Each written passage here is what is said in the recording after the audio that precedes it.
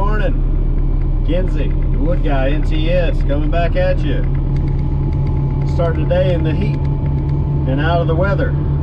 It's a little raining this morning, or it rained earlier this morning, but it's just a little wet right now. It's muddy. That's what it is. We've had a few good, nice days here in North Carolina where it was sunny, but that wasn't enough to kind of make up for the snow and the ice and the rain that we've had. So we're back to mud. We rented the processor. As you'll see in the video before this, it works. It works well. It is designed to work well. There's a lot of videos online discussing it. What we rented was a Dyna sc15. I don't have very many complaints on it. I did get a 6-way wedge with it, which originally, when discussing renting it, it was going to have a 6-way wedge. So because we didn't have a 6-way wedge, we had to do a lot more resplits than we anticipated, which is okay. So we were doing resplits on the Wolf Ridge and on the Dyna to try to keep production, you know, as rolling as much as possible while we had the machine. Not everything I stuck through there was your ideal 12-inch stuff. We had a few 20, 22-inch logs, and when I say a few, I mean a good bit. It likes really nice, really straight logs, like everybody has said.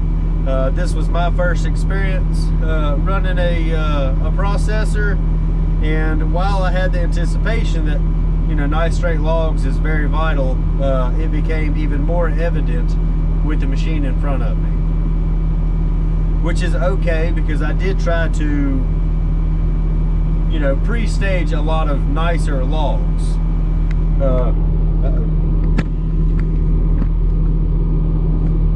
Got the camera falling off my door handle there. It still was able to produce and accomplish what I had set aside for the machine. I think we ended up running, we probably put about 7 hours on the clock, and we got all that pile done. Now, granted, there's other machines that would have done that in probably, you know, half the time, but with the machine and a new operator, you know, it took a little bit longer. Now, I do pride myself. I'm fairly confident in my abilities to be able to adapt very quickly in a machine, whether that be a skid steer, excavator, processor. You know, I'm fairly confident in my abilities. So it didn't take me long to get, you know, used to it and really be able to, you know, be making cuts while the ram's coming in and out, like, you know, to optimize the proficiency of it. Will I rent that machine again? Possibly. If I could find an sc15 within about the same distance as that one, I may try to do a little bit, you know, newer model, a little bit bigger model, and I'll definitely have at least a 6-way wedge on it. If I can find one with a I don't know, a 12-way wedge, you know, one of the honeycomb wedges, I'll stack up a bunch of nice logs for that. I kind of have more of an anticipation of what really needs to be put through the machine now. So with that being said, we are now going back to our traditional tree service wood. We're cutting it into rounds and splitting them. The guys are up there splitting on the Wolf Ridge 28 Pro right now, and I am picking some logs up. I'll show you here. Out of my piles, I've that's all oak right there, and I think I've got a couple cherry logs, but I think I'm gonna separate some of those. I'll pull forward, kind of show you a little bit more. You can see a lot of this stuff is crooked. That one's got a large root flare on it. But all this, you know, is your traditional tree service style wood. Not ideal for a processor.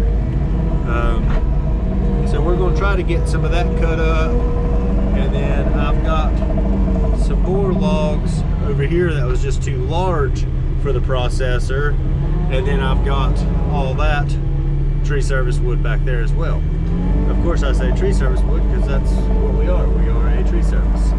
Once I get done with all that, we're going to start chipping away at these larger logs right here. Now granted, I know in video it probably don't do it justice, but these are 48-inch forks, and the root flare on that one is probably pretty close to 48 inches. Some of those are probably realistically 36 plus. And I've got, excuse the mess, I've got logs, you know, all the way. Can't exactly figure out how to get this thing to zoom in here. Maybe I can, but I got some bigger logs up there that they'll have their own video for. But hang out with me. We'll get some more videos and stacking firewood, splitting firewood, and separating bundle quality to traditional bulk quality. And it may be a little smoky because we're also burning all of our slash as well. So we with the processor and what we've run through the Wolf Ridge the past couple of days, we have acquired a bunch of slash. So it may be a little smoky, but I'll try to keep the camera out of it. I had a tripod, and when I was grounding the stump on the job we did in Winston-Salem the other day, I have crane mats that we had set up to protect the windows, and one of the mats fell and knocked over the camera with the tripod on it, and the tripod did not survive.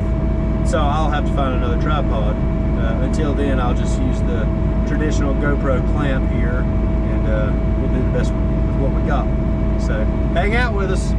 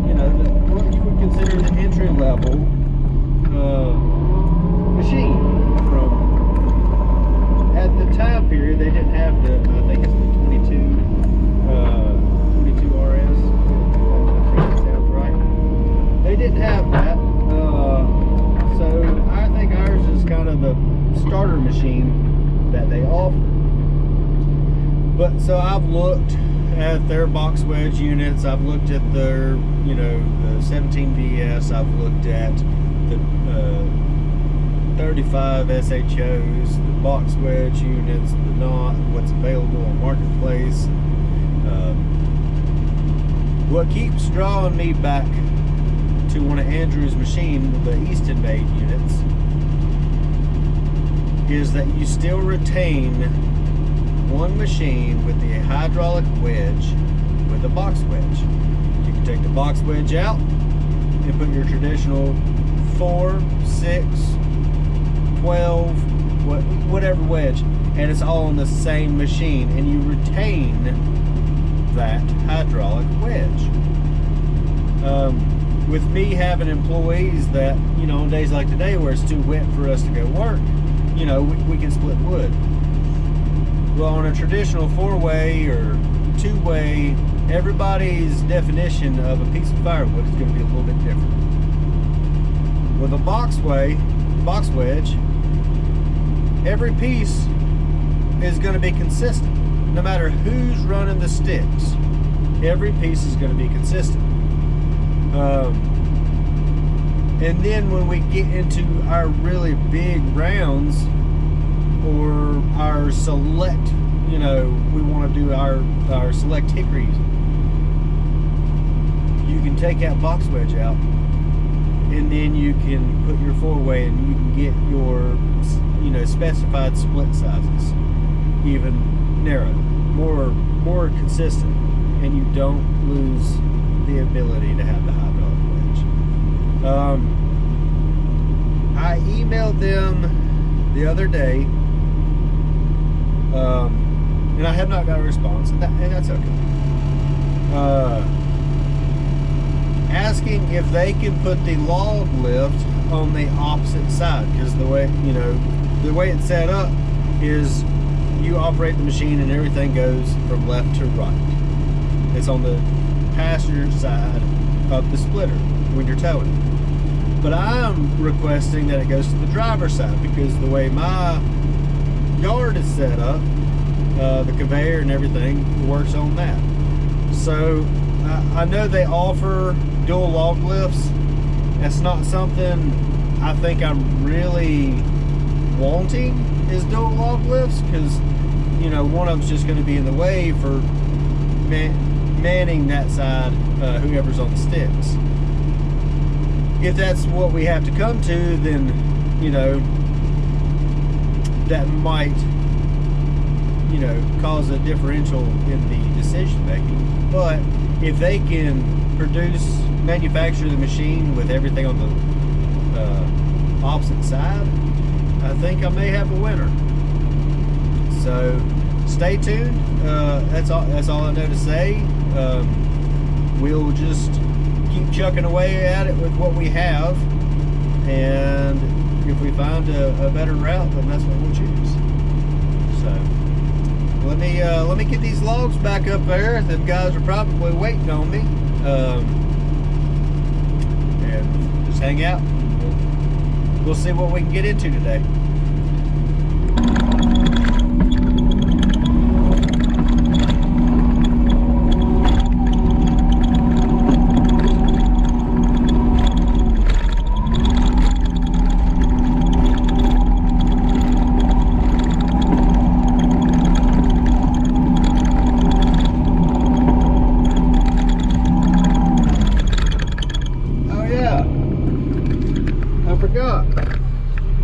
One thing about the processor is, if the logs are long and the operator who's in the skid steer can't see, sometimes the log can hang over the left side of the grapple and kind of come close to the control panel. So if you put your phone on the control panel and one of them logs gets put on there,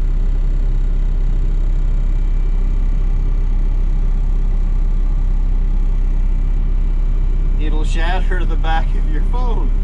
Luckily, I had the OtterBox case on it, and OtterBox has always been really good to us. Every phone I've ever had, I've had an OtterBox, and if the case breaks, you pay shipping and they send you another one, you know, within usually a week. happen. That was kind of entertaining. Luckily, it didn't bust the front of my phone, but it did get the back pretty good. At the end of the day, the phone still works, and I can just go get it fixed. Just carry on like normal. So, speaking of carry on, let's go get some more wood.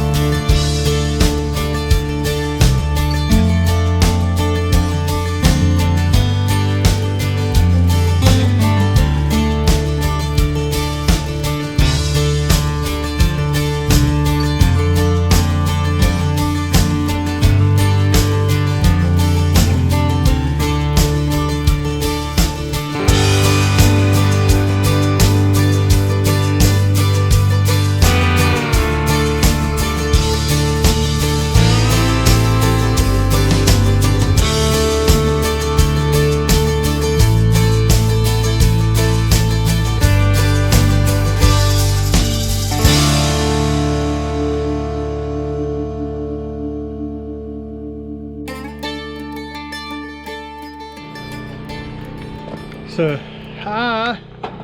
I'm going to be parting ways with the guys for a little while. We got a couple of them logs cut up, so they've got enough to split for at least the rest of the day probably.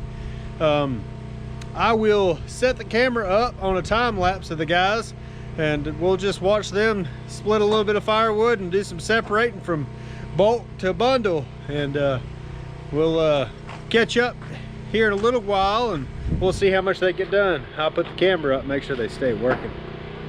I'm just kidding. They're good guys, and they'll stay busy. So hang out and let's watch them work a little bit.